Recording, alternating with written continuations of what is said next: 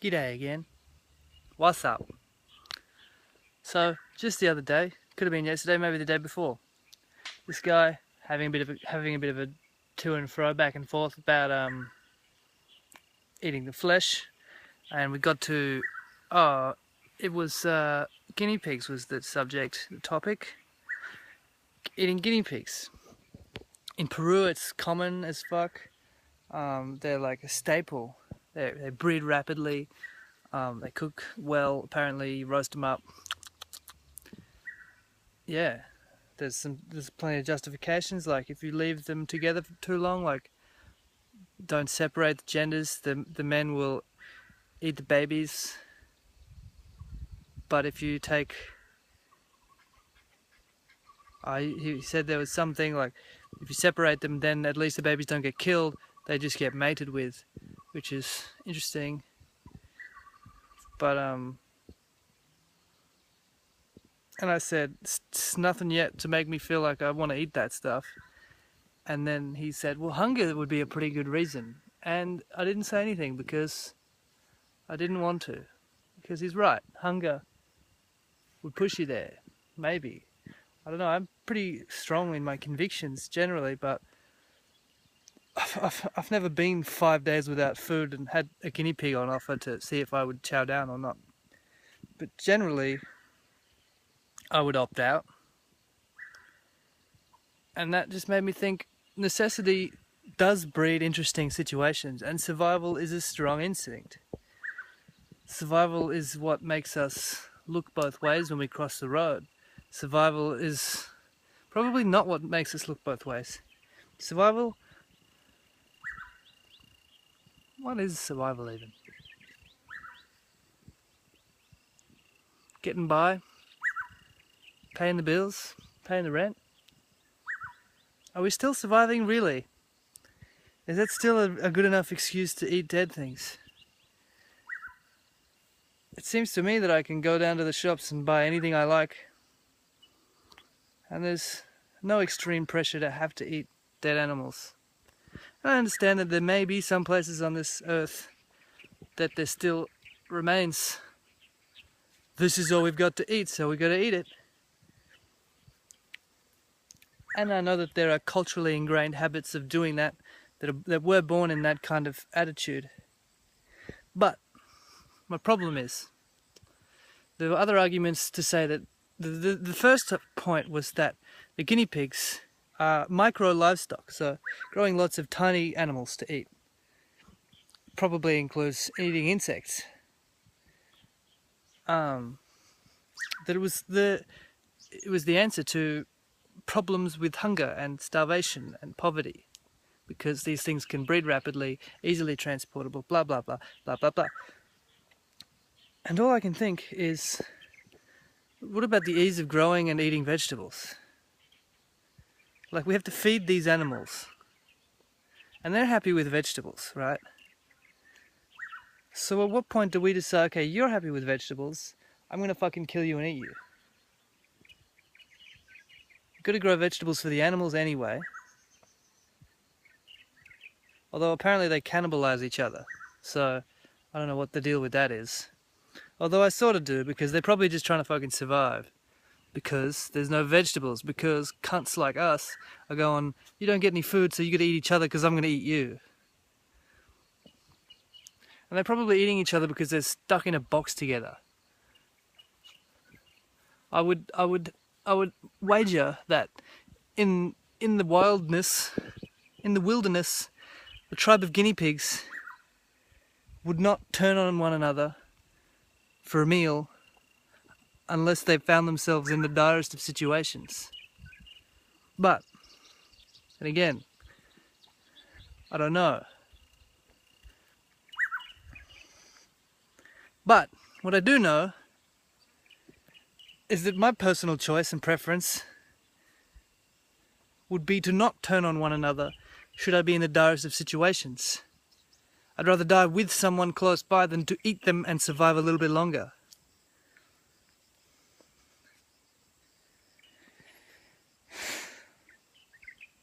Probably.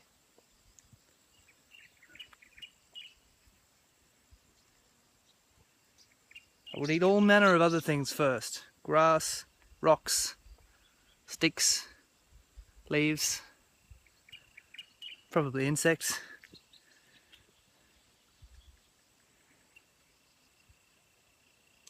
It's a confusing topic, see?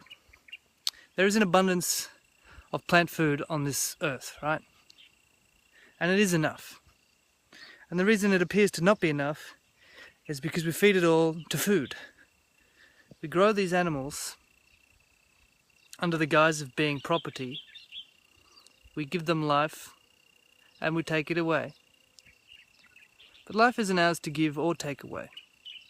Life is life. We are a part of it and we ought to act like it. And we are. And we do.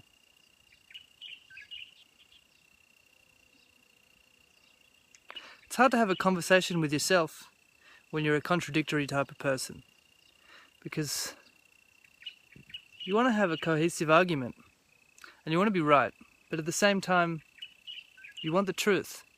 So you want to find out what that is, and the way to do that is to ask if you're wrong at every moment. And it's disappointing to the part of me that wants to be right, because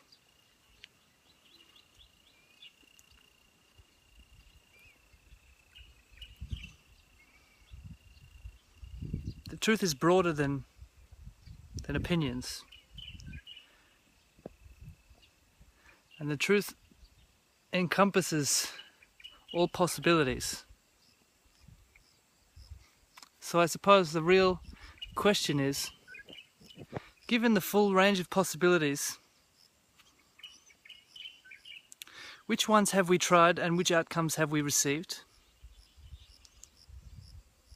And what outcomes do we desire and what options have we not tried?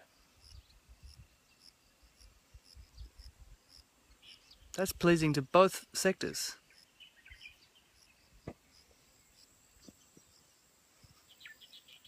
I would suggest we've tried murdering and enslaving and killing animals to feed our young for decades, centuries, millennia, but yet all the while there has been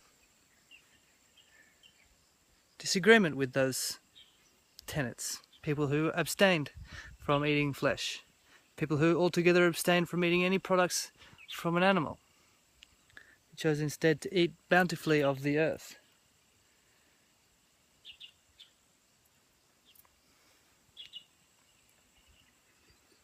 And what have we as a result? Perhaps as a direct result? There is a saying, you are what you eat, and what we have eaten is murder, and what we have is systematic exploitation and oppression. There are two eagles soaring in the breeze just over here, just over yonder. The camera will do a piss-weak job of filming them, so I'm just going to enjoy and keep talking. And what outcomes do we desire that are different from what we currently have? Well, I personally desire world peace, but that's probably one of those things that people go, psh, yeah, but you can't just desire world peace, mate. What are you going to do about it? Well, what I'm going to do about it is to stop using approaches that have been handed down to me and only so far brought about what we have so far.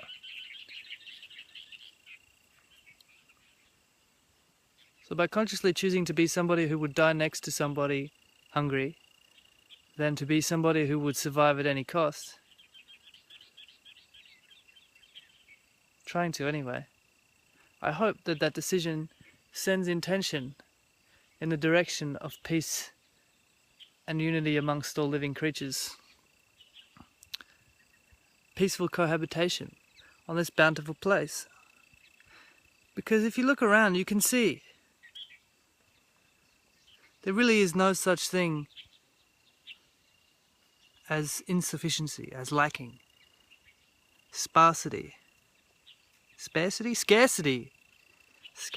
is what we've created, is our outcome, is a scarcity that we're all running away from. If we don't have enough money, we won't be able to pay rent. If we don't have enough rent, we won't be able to sleep under a roof. Where the fuck did that come from? How the fuck do we go from building roofs for our tribes? Sound like a bit of a landslide.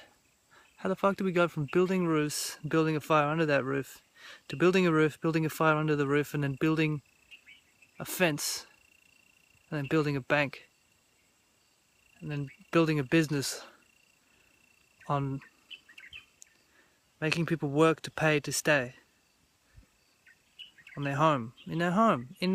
This is one home. We all have the same home. Whose idea was it that we all be paying to stay here? Who are we paying to stay on our home?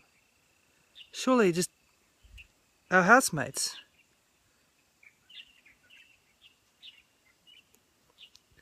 I veered. Wow, wow, wow. My goodness. My goodness? I guess so. This is my home, and that goodness was some darn beautiful goodness. I'm still here. Are you still there? We're at 11:20. That sounds cool, 11:20. Do we really need to eat guinea pigs? Is it really the answer, mate?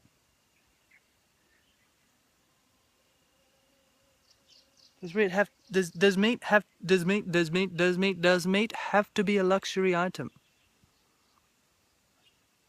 Have you tried eating one vegetable at a time? Have you ever tried a vegetable by itself on its own? How does it taste? With an attitude of, wow, this thing came from the earth magically. From the sun. The sun poured itself into something that we can eat, that can nourish the bodies, minds and souls of all of the walking, breathing, eating creatures on this planet. Because if you haven't, I highly recommend it. Take time out of your life. Make time in your life. Spend a week focusing on potatoes. Spend a week focusing on legumes. Spend a week focusing on carrots. Eat a meal of only potato with no garnish, no anything. Taste how it tastes. Question why it tastes insufficient. Question why it feels like it's not enough.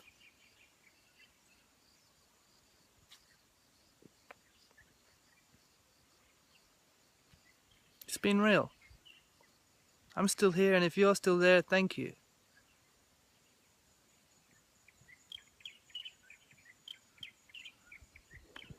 Enjoy your world today.